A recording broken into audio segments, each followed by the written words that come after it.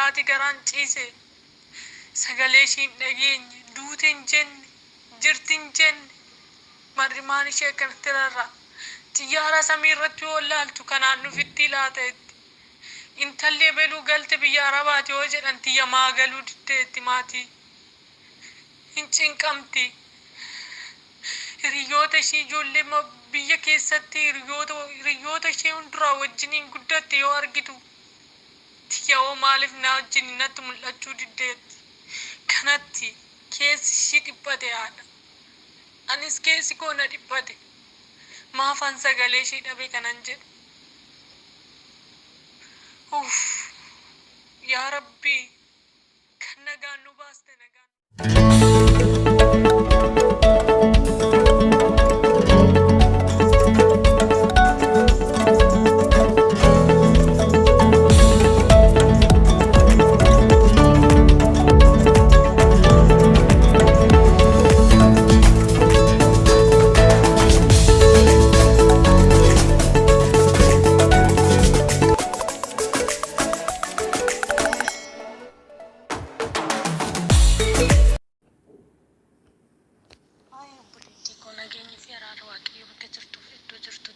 baay'atu annagaa kooti galata waaqayyo egaa obboleewwan koo kanan sagalee sheerii godhe addaan kute dhiifama madaamiin ani bira hojjedhutu sagalee osoo waraabaa jiru narratti bilbilee addaan kutuu danda'e sagalee kanaan itti xumurachuu dandeessu jechuudha.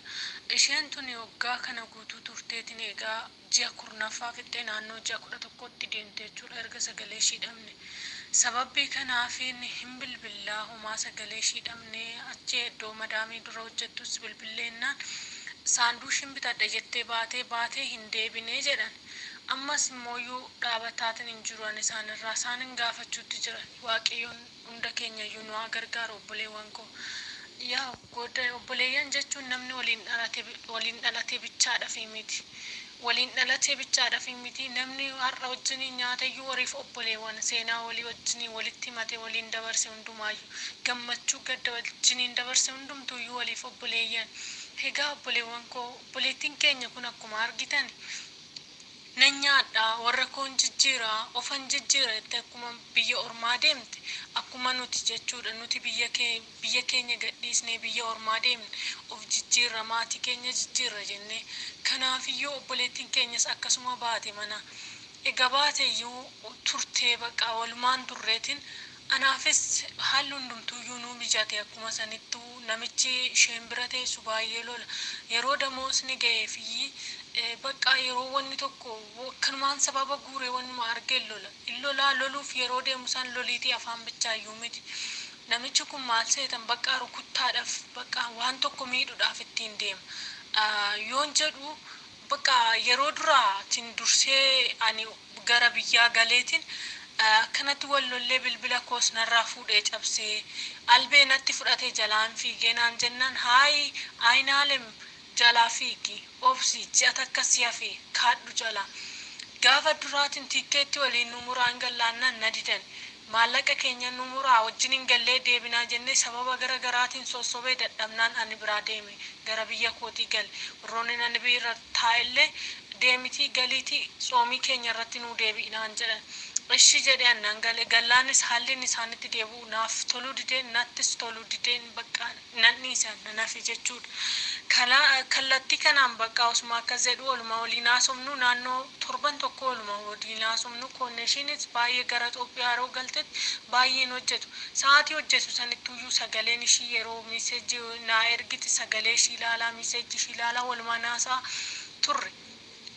turree oduma akkasiin waliin haasofnu nan dhabe sagalee ishii torban tokkoof obboleetti godanyaan teenya takkan jirti naannoo safara sanii gaafadhee jennaan hin beeku ani waan ishiin taate anaafis naa bilbiltee hin beektuu jette yee jedheetumaan obse torban hin guunne isaaniyyuu warroonni bira hojjedhu akkanatti naa bilbilne isheen badde naan jedhan badde akkanatti saanduushin bitadhattee deemte asin deebine jedhan akkamitti deebuu dhabdennaan hin beeku jaarsa wal lolanii jennaan waliin lolle lakkinaan jette jaartittiin ishee bira hojjettu jechuudha daarittii gara Itoophiyaatti naa bilbilanii maal taati jedhee maatiidhaa bilbilee sinii bilbiltee beettennaan ayi nu bilbilteen beettu jedhan faazigaan xoomii keenyaa dhufe hiikkan jechuudha.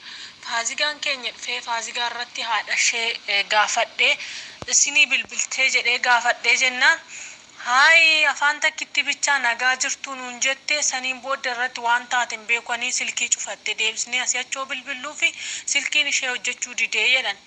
Egaa silkii san naa kennaa jennaan silkii nu jalaa badee naan jedhan. Jennaan anis maal taate jedheetuman yaadaa ture bilbilaa ture warroota sagalee gaafa isaan warroota isheen bira hojjettu argitanii jedhee gaafachaa ture. Bakka anis dadhabee homaa isaan nurratti hin bilbilin nu bakka ishiin deemte nuun jedhanii na ifachuutti eegalan jechuudha. Achi ani akkam gochuun danda'ama jedheetuman bilbiltiif jedhee warra bilbilee gaafadhe nuun bilbilee gaafadhe nuun bilbilee bakka haati halkanii guyyaa natti booche homaa gochuun dandeenyu obboleewwan koo kanarratti cinqameetinan sagaleen kee kanan addaan kute dhiifama naa godhaati. Sababbii kanaafanii homaa gochuun dandeenye karaa jiruun karaa waaqayyoo sin gargaareen tsalootiidhaan naa dhaabbachaa immoo iyyuu karaa waaqayyoon hunduma keenya iyyuu nu haa gargaaru tsalootiidhaan sagalee kana sheerii godhaa suuraa kana wajjiniin adaraa keessanii kanan siniin jedha obboleeyyan kiyya akkanatti sagaleen ishee homaa dhabame afurri ishee homaa dhabame obboleetti keenya egaa duutee jiraattee namni osoo beekee waan tokko garaan nama xiisaan nyaadhee wajjiniin dhugee seenaa ishee wajjiniin dabarse hundumtuu iyyuu keessa koo nama deessaara dhugaa rabbi bakka baay'een dhiphachaa jira namni waliin dhalateedhaaf obboleeyyan bichaa miti kanaafani baay'ee keessi koo nama daa'eera waan ta'eef bakka eenyumtuu iyyuu kan biyya ormaa jiru wariif obboleeyyan har'a akkatti baanu beenna malee akka biyya keenyaatti baanee biyya kana dhufne beenna malee akkatti gallu gara warra keenya akkatti deebinu hin beennu maatiin keenya ashoo nu dhufteedhanii nu eegani nu garuu iyyuu akkatti gallu hin beennu yoo waaqayyo akkatti kakatee biyyaan waasatti kakatee nu haa deebisu malee isheen illee haa ilmoo koo nan eegaa Mimmi kona nega maqaan ishee Aynaalem yookiin Mimmiidha. Mimmi kona nega ijoollee keessaa nan eega dhufuu didde nan waama naa uwwaachuu didde nan milladha na argamuu didde jettee yeroo ishiin dubbattu keessa kootu nama daa'e. Dhugaa waaqa waantan godhu dhabe nan cinqame.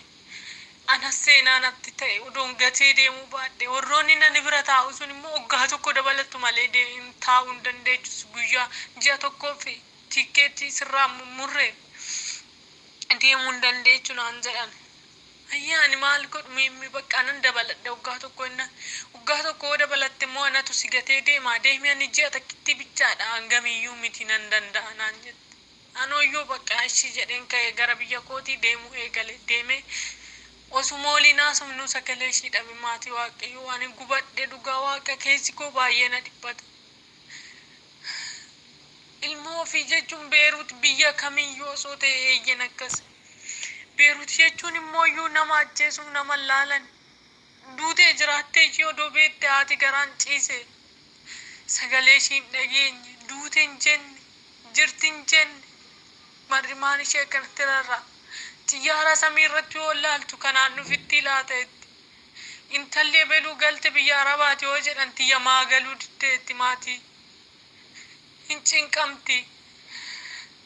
Hiriyoota ishee ijoollee biyya keessatti hiriyoota ishee hunduraa wajjiniin guddatte yoo argitu xiyyaa'oo maaliif na wajjiniin natti mul'achuu diddeetti. Kanatti keessi ishii dhiphate haadha. Anis keessi koo na dhiphate. Maafan sagalee ishii dhabe kanan jedhu. Yaa Rabbii kan nagaan nu baaste nagaan nu galchi jedha maatii waaqayyo. Hundi keessanuyyuu bakka jirtan kan Rabbiin keessan jaalatu. Ilmaan kiristaanaa, ilmaan musliimaa, ilmaan beenxee hundumtuuyyuu amantaa keessaniin jabaadhaa kadhannaadhaan dhaabbadhaa. Bakka jirtanitti waaqayyoon siffaan haa ta'u. Dhugaa waaqa keessi koo dhiphateera. Kallattii kanaan isheen yaada akkanaati bakka buutee ishee dhabamte. Maatii waaqayyoo jabaadhaa kadhannaadhaan yoo fuula ishee argitan yoo akkuma tasaa argitan yoo kan waa'ee ishee dhageessan bilbilli kun lakkoofsa Dubaayii karaa barbaadaniin argachuu hin dandeessu. Kun immoo yoo bilbilli kan Itoophiyaa haadha isheetii karaa barbaadanii ayizoo jettanii jajjabeessuu dandeessu maatii waaqayyo hundi keessanuyyuu jajjabeessa haadha ishee homaa miti isinii argina jedhaanii dhiifama wajjiniin baay'een dhiphachaa jiran na gargaaraa aga dandeessanii wanta biraati miti bakka jirtanitti suura fi sagalee kana hunduma isaatiiyyuu sheerii godhaa fi goddanyoota keessan kamiifiyyuu akka obboleettiin keenya argamtu waaqayyo siffaanaa ta'u turtii gaarii nagaadhannaaf tura sagalee kiyya kanan dura addaan kute dhiifama naaf godhaan siniin jedhashee